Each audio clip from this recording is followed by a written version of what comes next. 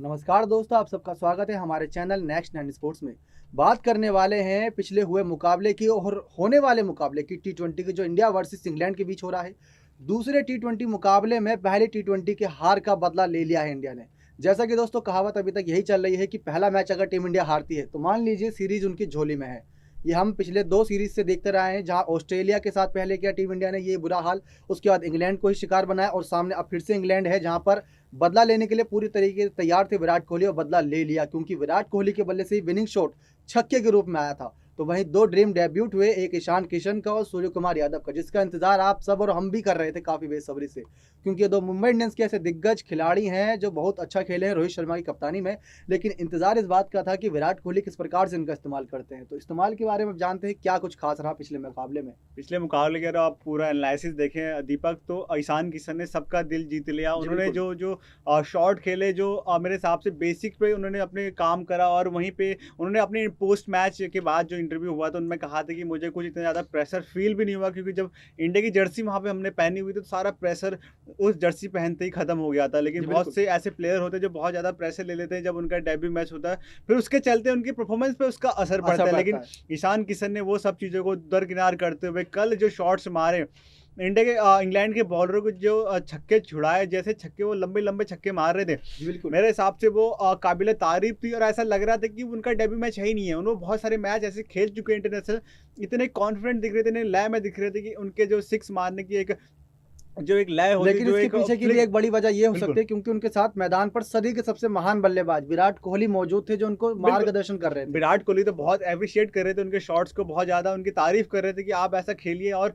बहुत ज्यादा अप्लॉज भी कर रहे थे उनको। बिल्कुल। और उन्होंने ये भी कहा था कि जब 50 रन उनके कंप्लीट हो गए तो पहले तो वो काफी नर्वस हो गए, जहां चहल के साथ उनका इंटरव्यू काफी, तो फिर उसके बाद विराट कोहली उनसे बोले, ओए इधर सुन, पहले बल्ला घुमा, चारों तरफ दिखा स्टेडियम में, क्योंकि तेरा अर्धशतक के पारी है। फिर ऐसा करते हुए कुछ ऐसा करा था। इतने सारे फैंस जो होते हैं वो सब देखने के लिए तैयार थे कि ईशान किशन का डेब्यू है। जिस हिसाब से वो आईपीएल में खेलते हुए आ रहे हैं, जिस हिसाब से वो विजय हजारे ट्रॉफी में खेलते आ रहे हैं, निर्दास ट्रॉफी में खेलते हुए आ रहे हैं, बार बैक टू बैक सेंचुरीज उन्होंने मारी थी अपने पिछले वाले लोकल टेस्ट मैच में, लोकल जो ट्रॉफी चल रही थी पीछे इंडिया की, उनमें बहुत बैक टू बैक हंड्रेड्स मार के आ रहे थे। लेकिन जिस हिसाब से उन्होंने इंटरनेशनल मैच में जाके अपना डेब्यू करा, ड्रीम डेब्यू कह सकते हैं दीपक इसे, उन्होंने 56 रन बनाए और बहुत ही कम बॉल खेल के उन्होंने इतने सारे रन बनाए, और इंडिया को उस कगार पे लेके चले गए जहां से इंडिया बहुत ही आसानी से मैच इंग्लैंड की झोली से निकाल के अपनी झोली में डाल दिया। हमने ये देखा है दोस्तों कि पिछले मुकाबले में ईशान किशन ने अच्छा करा, लेकिन क्या ये एक ही मुकाबला था? जी नहीं दोस्तों, आईपीएल के अगर पूरे सीजन की बात करें, शुरुआत के मैचेस नहीं खिलाए गए, उसके बावजूद इस खिलाड़ी ने आखिरी कुछ मैचेस खेलते 500 प्लस रन बनाए,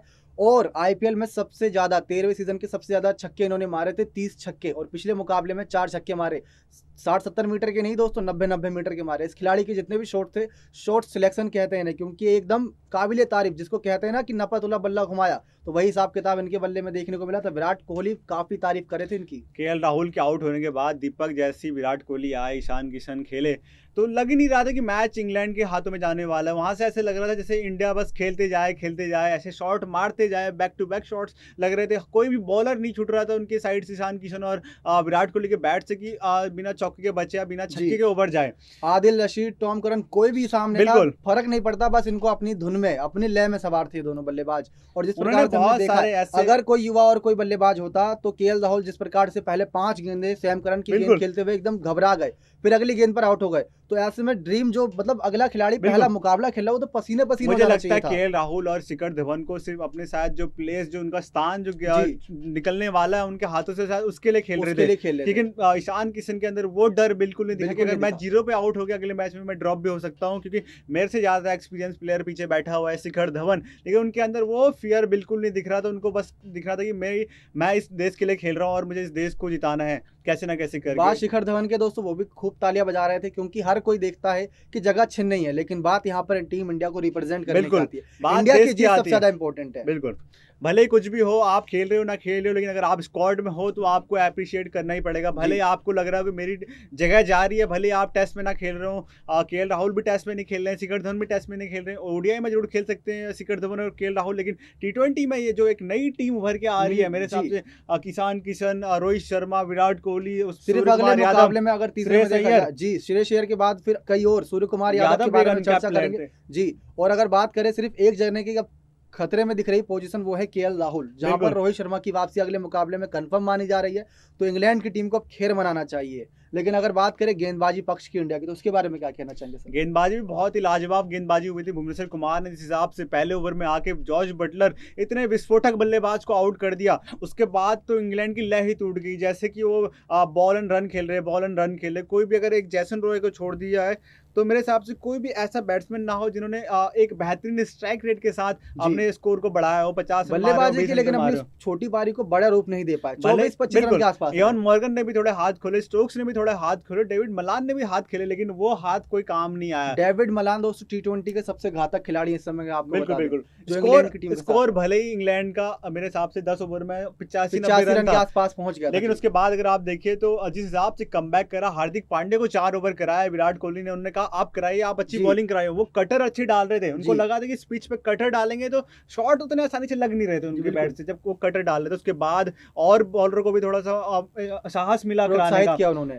शार्दुल ठाकुर को प्रोत्साहित करा, भुवनेश्वर कुमार को प्रोत्साहित, उन्होंने जिस और जो हिसाब से लास्ट फिर की 30 डेथ गेंदें थी, ओवर में उसमें बॉलिंग कराई एकदम दीपक। स्लो गेंद कराई। कोई बिल्कुल। तेज दी नहीं। अगर पेस नहीं मिलेगा तो शॉट ज्यादा लंबे जाएंगे नहीं। और विकेट भी लंबा आउट हुए। मैदान है दोस्तों, बहुत लंबा बिल्कुल। मैदान है ये। और अगर विकेट भी मिले दीपक जी, उन्हें उसके इसी के नतीजे। हाँ बिल्कुल, हमने यही देखा कि भुवनेश्वर कुमार की वापसी हुई। लेकिन बात करें विराट कोहली की वापसी की, जो सबसे इंपॉर्टेंट है इस समय, as a captain Virat Kohli ने 73 रन की पारी खेली, जहां 3000 रन यानी कि 3001 रन अब उनके हो चुके हैं टी20 इंटरनेशनल करियर में, जो सबसे ज्यादा किसी खिलाड़ी ने बनाए हैं। और 12000 रन तीनों फॉर्मेट की मिला के एज अ कैप्टन उन्होंने बना दी। ये भी एक ऐतिहासिक रिकॉर्ड उनके नाम दर्ज हो चुका है। अगर इसके साथ बात की जाए दोस्तों, दो अनकैप्ड खिलाड़ी जो पहले थे, सूर्य कुमार यादव, ईशान किशन, ड्रीम डेब्यूट हुआ। लेकिन सूर्य कुमार यादव का अगर देखा जाए तो अक्षर पटेल की जगह उनको मौका मिला। तो बिल्कुल। अक्षर पटेल को बैठाना, क्योंकि हमने देखा टीम इंडिया 5 ही गेंदबाज के साथ मैदान पर मौजूद थी। अगर गलती से जॉस बटलर और जेसन रॉय, जिनका फॉर्म बहुत अच्छा चल रहा है, कह सकते हैं भुवनेश्वर कुमार का उनसे अच्छा चल रहा है, तो ही जॉस बटलर की विकेट ले पाए। अगर नहीं लेते तो फिर तो अलग ही जो 200 का आंकड़ा था वो आसानी से कंप्लीट होता पहले। लेकिन अगर आप देख लीजिए, अगर इंडिया का स्ट्राइक रेट चेंज करने का स्ट्राइक रेट देख लीजिए, तो अभी भी 12-13 बॉल बचे जी। थे उसके बाद चेंज करने के। लेकिन अगर मेरे हिसाब से अगर विराट कोहली चलते हैं तो कोई भी स्कोर हो, आप 200 250 बना लीजिए, आप 200, लेकिन जब जब विराट कोहली चलेंगे तब तक जो रन हमें बहुत ही कम देखने जी। को मिलेंगे। क्योंकि जिस हिसाब से विराट कोहली ने कल अपना फिर से एक और बार कमबैक करके दिखाया, और जो आलोचनाएं उनके बारे में हो रही थी, जो उनके माइंडसेट जी, के जी, बारे में जी। जो आलोचनाएं हो रही थी कि आप ऐसे माइंडसेट के साथ नहीं खेल सकते, ऐसी परफॉर्मेंस आप नहीं दिखा सकते जी। बार बार मैचों में। लेकिन उन्होंने करके दिखाया, उन्होंने अपने बल्लेबाजों से भी वो चीजें करके दिखाई, और वो रियल में प्रैक्टिकल में करके दिखाया। जी। क्योंकि बोलना बहुत आसान यही होता है, यही लेकिन सोशल मीडिया पे फील्ड पे काफी खेलना वायरल बहुत। हुआ कि जो फॉर्म होती है वो टेम्पररी होती है, लेकिन जो बिल्कुल। किसी बल्लेबाज का क्लास होता है वो काफी ज्यादा परमानेंट होता है। तो बस यही चीजें मेरे हिसाब से विराट कोहली को और बैट्समैन से अलग बनाती है।